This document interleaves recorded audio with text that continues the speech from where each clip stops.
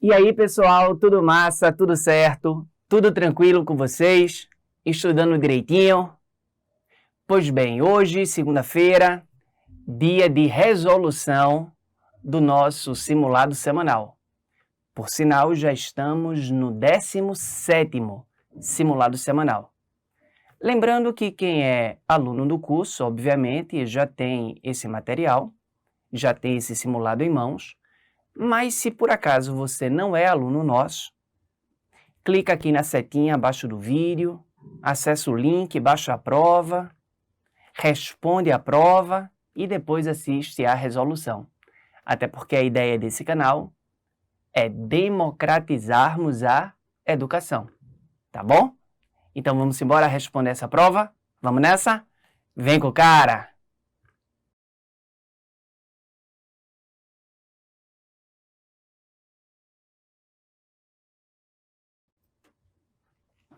Resolução do simulado semanal 17º. A nossa primeira questão, ela fala do século XVII, 1646, e fala de uma guerra civil. Pessoal, guerra civil no século XVII, automaticamente a gente associa a Revolução Puritana. Revolução essa que explodiu na Inglaterra. E, pessoal, lembrem que a Revolução Puritana, ela acabou provocando a morte do rei da Inglaterra da época, chamado de Carlos I. E com a morte do Carlos I, a Inglaterra ela se torna uma república essa governada pelo Oliver Cromwell. E o Oliver Cromwell, durante o governo dele, que por sinal esse governo é chamado de protetorado, Oliver Cromwell ele vai perseguir todos aqueles que criticavam seu governo. Ou seja, o governo do Cromwell, a República do Cromwell, foi uma república ditatorial. E aí é que tá. Quando a gente fala dos inimigos do Cromwell, daqueles que criticavam o Cromwell, nós estamos falando dos anglicanos, que eram nobres, foram aqueles que na Guerra Civil defenderam o rei Carlos I, mas nós estamos falando também de um grupo chamado de niveladores. E os niveladores, eles eram pequenos burgueses, pequenos comerciantes, que defendiam uma democracia para a Inglaterra. Beleza? Então, em 1646, um grupo de democratas. Falou em democrata, guerra civil, revolução puritana. A gente está falando dos niveladores. Então, o texto que trata de uma revolução e de um grupo político, refere-se, resposta letra E, é a Revolução Puritana e o grupo dos niveladores. Beleza, pessoal? Segunda questão. A imagem mostra a morte do Carlos I. Lembrem que o Carlos I, durante a Revolução Puritana, ele foi guilhotinado. E aí, o comando da questão pergunta o seguinte: a morte de Carlos I teve como principais significados. Pessoal, lembrem que a morte de Carlos I levou à proclamação de uma república na Inglaterra. República essa que será governada pelo Oliver Cromwell. Então, resposta letra B de bola. Terceira questão. Mais uma vez o texto, pessoal, lembrem de ler o texto, tá? Lembrem que numa prova contextualizada, a resposta sempre tem que estar de acordo com o texto. Então, não pulem o texto, beleza? O texto fala do século XVII e fala da Guerra Civil. Século XVII, Guerra Civil, Revolução Puritana. Inglaterra. Outra coisa, o texto é de Thomas Hobbes. Aí tu lembra que Thomas Hobbes, ele escreveu um livro chamado de O Leviatã. E nesse livro, Thomas Hobbes defende o absolutismo. Beleza? Então, Thomas Hobbes deve ser relacionado, respectivamente, à Guerra Civil e à visão de Estado. Respectivamente, ou seja, nessa ordem. Nessa ordem, Thomas Hobbes está relacionado à Guerra Civil. Que Guerra Civil é essa? A Revolução Puritana e a visão de Estado que o Thomas Hobbes defende, o Estado absolutista. Beleza? Lembrando que, respectivamente, é na mesma ordem. Então, Guerra Civil primeiro, visão de Estado segundo. Beleza? Tranquilo, meu povo? Quarta questão. Morto o rei, em maio do mesmo ano, a República foi proclamada. Opa. Falou de morte do rei e proclamação da República, o texto está falando de Carlos I, que era o rei da Inglaterra, e essa república que será governada pelo Oliver Cromwell. E aí o texto está falando de niveladores. Pessoal, lembrando que os niveladores, eles vão criticar o governo do Oliver Cromwell porque eles queriam uma democracia. O governo do Cromwell foi uma ditadura. Mas o texto está falando também dos escavadores. E aí os escavadores, eles eram miseráveis, os niveladores eram pequenos comerciantes, os escavadores normalmente eram miseráveis, eram mendigos, que defendiam o fim da propriedade privada. Beleza? Então o texto deve ser relacionado, Carlos I, Oliver Cromwell, niveladores e escavadores, Revolução Puritana, resposta letra A. A quinta questão fala do século XVII, mas a questão ela não fala de guerra civil. Pessoal, lembrem que no século XVII, lá na Inglaterra, aconteceram duas revoluções. A Revolução Puritana e a Revolução Gloriosa. A Revolução Puritana, ela transformou a Inglaterra numa república ditatorial. A Revolução Gloriosa transformou a Inglaterra em uma monarquia parlamentarista. Então, o texto ele fala da autoridade do rei, mas fala do parlamento. É indispensável que o rei convoque o parlamento. Então, se é rei convocando o parlamento, obviamente, o texto ele está falando sobre a Revolução Gloriosa. Beleza? Então, no documento, identifica-se uma particularidade da Inglaterra diante dos demais estados europeus na época moderna. Os estados europeus eles eram absolutistas. A Inglaterra, em 1689, era uma monarquia parlamentarista, ou seja, era um país liberal. Era um país anti-absolutista. Beleza? Então, a particularidade inglesa e o regime político que existia no restante da Europa são indicados respectivamente. Peculiaridade inglesa, limitação do poder do soberano. Quem é o soberano? O rei. Numa monarquia parlamentarista, o rei reina, mas ele não governa. Regime político que predomina no resto da Europa, o absolutismo. Então, resposta letra B. Lembrando que, respectivamente, é na ordem. Sexta questão. A sexta questão é importante que vocês leiam esse texto. É um texto que fala sobre a reforma do Rio de Janeiro. Nessa reforma, diversos locais que caracterizavam a escravidão, acabaram sendo destruídos. Por exemplo, na reforma urbanística, o Cais da Imperatriz, que era onde os escravos eles aportavam na cidade, foi aterrado. Entendem? Então, o texto fala da modernização do Rio de Janeiro, modernização essa que provocou a destruição de alguns patrimônios. Patrimônios esses que nos remetiam, que nos relembravam o período da escravidão. Beleza? Então, a partir da leitura do texto, a gente pode afirmar que as reformas urbanas que aconteceram no Rio de Janeiro apagaram e silenciaram a memória da escravidão no Brasil, ou pelo menos tentaram, né, pessoal?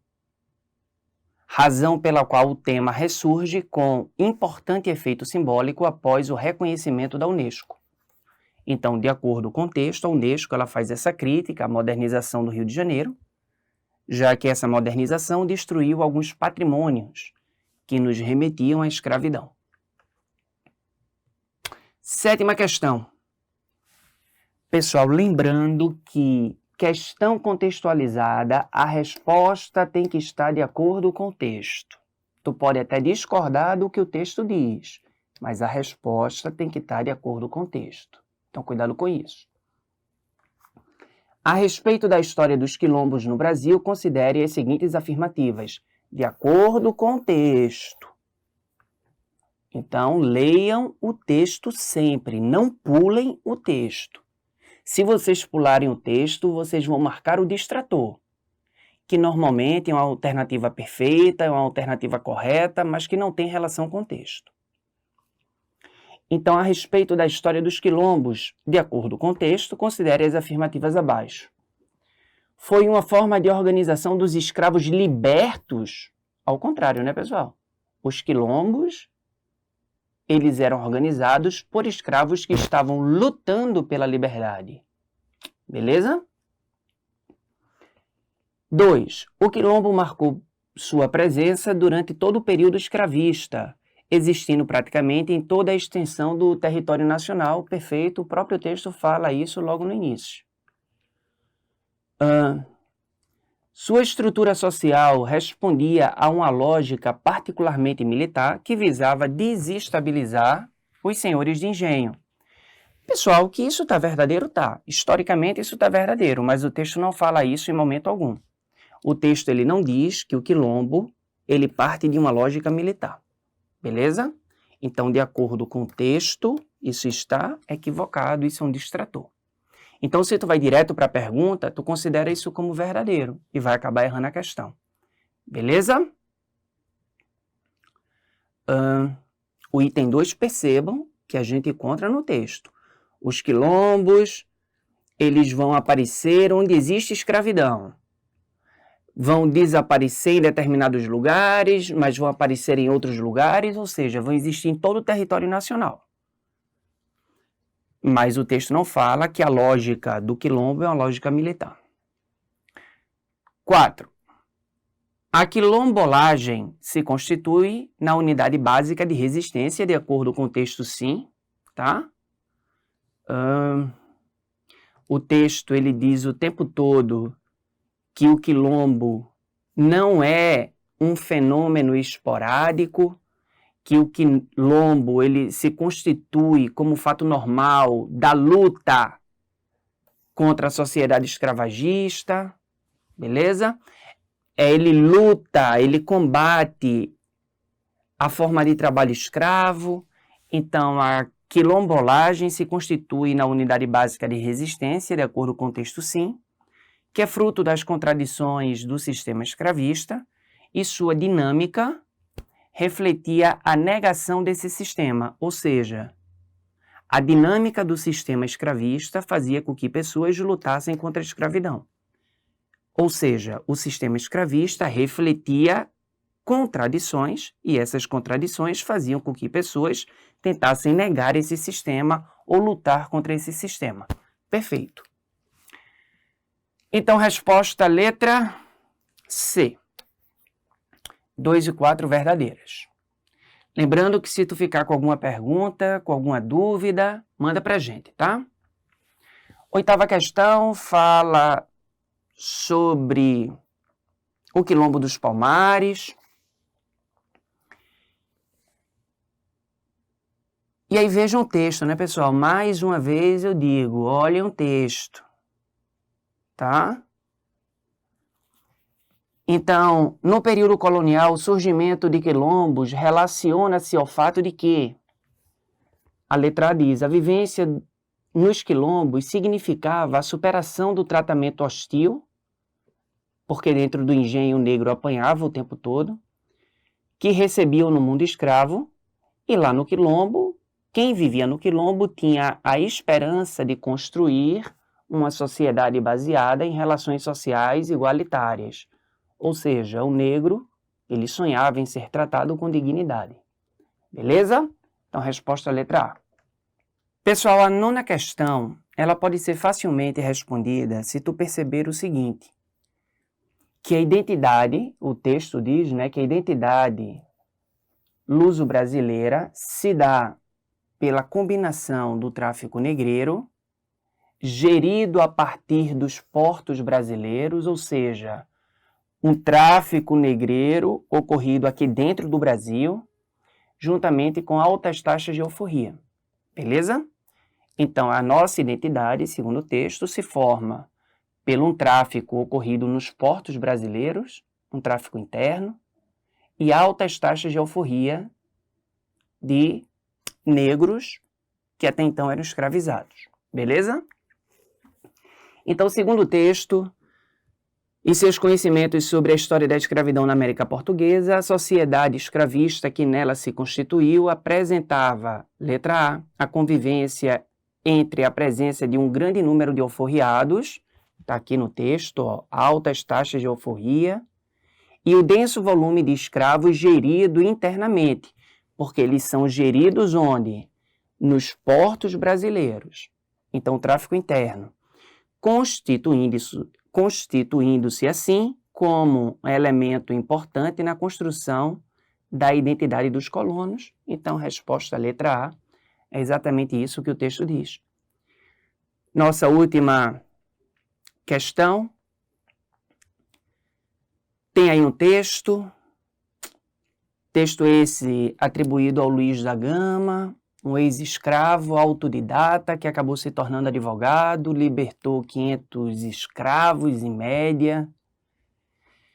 Então, em relação à proposição Deus repele a escravidão, sabe-se que os jesuítas, pessoal, lembrem que os jesuítas na época, principalmente no período colonial, eles só permitiam a escravidão indígena em caso de guerra justa, que são aqueles índios que não querem se converter, e eles admitiam a escravidão negra, eles só aceitavam a escravidão indígena em guerra justa. Se o índio aceitasse a conversão, o jesuíta fica contra a escravidão do índio, mas contra a escravidão do negro, o jesuíta não se posicionou contra, porque na época os jesuítas diziam que o negro ele é desalmado. Lembram disso? E a única forma do negro ser salvo é pela misericórdia divina. Então, em relação à proposição Deus repele a escravidão, sabe-se que os jesuítas, resposta à letra E, que diz, consideravam a escravidão um mal necessário, sendo especialmente admissível no caso da população africana, já que adotara essa prática em suas próprias terras e se mostrava arredia à adoção do cristianismo, bem como nos casos de indígenas hostis. Índio hostil é aquele que não aceita a catequese, aos quais cabia a aplicação da guerra justa, ou seja, você escravizar o índio pelo fato do índio não querer se converter ao cristianismo. Beleza? Então, resposta letra E de Everaldinho. E com isso, meu povo, a gente resolve, a gente soluciona mais um simulado semanal. Espero que vocês tenham curtido. Mais uma vez eu digo, a ideia do canal é democratizar o conhecimento. Leiam o simulado antes de assistir a resolução? Teve dúvida? Deixa a tua dúvida aqui pra gente, que com certeza a gente vai te atender, a gente vai te ajudar, tá bom? Um beijo bem grande, lembrando que quarta-feira é dia de dica, então até quarta, se Deus quiser.